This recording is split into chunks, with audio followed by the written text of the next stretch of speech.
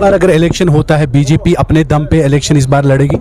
जिंदगी ये चुनाव जो है पूरी ताकत से हम लड़ेंगे और पूरी ताकत से जीतेंगे। बीजेपी क्यों नहीं अपने क्वार्टर को बढ़ा पा रही है?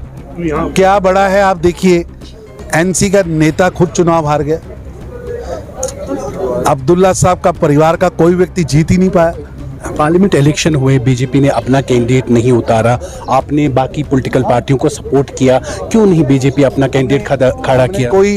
हमने 2 ही कैंडिडेट उतारे थे और 2 ही हमारे कैंडिडेट जीते। मेरे साथ है भारतीय जनता पार्टी के नेशनल जनरल सेक्रेटरी तरुण चुग जी। आज आप कश्मीर का दौरा किया आपने, आइए इस दौरे के।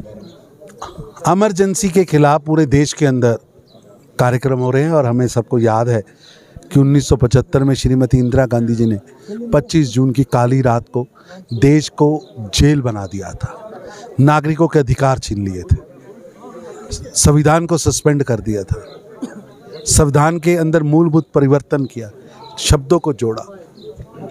वो एक काले दौर की याद पूरे देश में मनाई जा रही है और वही कार्यक्रम आज यहाँ हुआ है कि किस तरह आज भी कांग्रेस पार्टी, आज भी वो संविधान विरोधी है, आज भी उसमें परिवारवाद है, आज भी उसमें तानाशाही, आज भी उसके अंदर देश को लूटने की ही सोच है।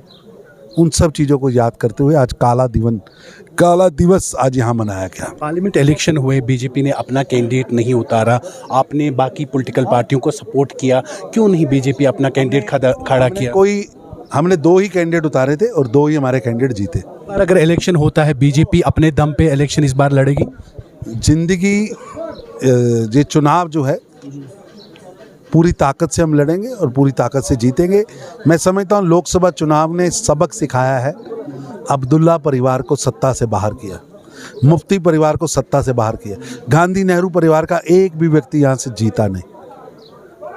हम 2 सीटें लड़े थे, दोनों जीते। इस बार बीजेपी में फिर बदलाव होगा, ये कहा जा रहा है, बीजेपी में बहुत बदलाव होगा। भारतीय जनता पार्टी किसी बाप बेटे की, माँ बेटी की पार्टी नहीं है, ये कार्यकर्ता की पार्टी है। हर 3 साल बाद यहाँ सदस्यता होती है, चुनाव होता है, पार्टी आगे बढ़ती है, नए नए कार्यकर्ताओं को मौका मिलता है, सारी पार्टी मिलके चलती है। यहाँ कोई विरोध नहीं होता। उत्सव की तरह हम कार्यक्रम करते हैं। नेशनल कॉन्फ्रेंस और पीडीपी का क्वार्टर बहुत बड़ा है, बीजेपी क्यों नहीं अपने क्वार्टर को बढ़ा पा रही है? क्या बड़ा है, आप देखिए एनसी का नेता खुद चुनाव हार गया। अब्दुल्ला साहब का परिवार का कोई व्यक्ति जीत ही नहीं पाया। मुफ्ती परिवार यहाँ से हार गया। ये जनता ने सबक सिखाया है कि आप विकास विरोधी हो। ये वो लोग हैं जो बायकाट की पॉलिटिक्स से सत्ता में आते थे। जनता खुल के बाहर आई है और जनता जो खुल के बाहर आई है वोट करने के लिए, ये जनता ने 370 और 35 के टूटने पर मोहर लगाई है।